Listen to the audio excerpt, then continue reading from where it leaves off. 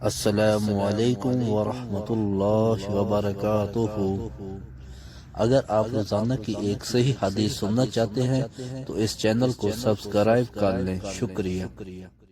بسم اللہ الرحمن الرحیم۔ آقا کی ذات پر محبت سے درود پڑھ لیں۔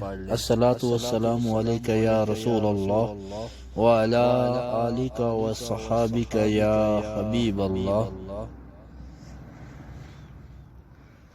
ابو ہریرہ رضی اللہ عنہ سے روایت ہے کہ نبی اکرم صلی اللہ علیہ وآلہ وسلم نے فرمایا، اس قدر اپنا نسب جانو جس سے تم اپنا رشتہ جوڑ سکو، اس لیے کہ رشتے جوڑنے سے رشتہ داروں کی محبت بڑھتی ہے، مال و دولت میں اضافہ ہوتا ہے اور آدمی کی عمر بڑھا دی جاتی ہے۔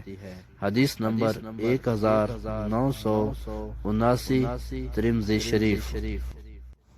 اگر ہو سکے تو اپنے والدین اور آقا کی ساری امت کے ایصال ثواب کے لیے اس حدیث کو زیادہ سے زیادہ شیئر کریں۔ جزاک اللہ خیرہ۔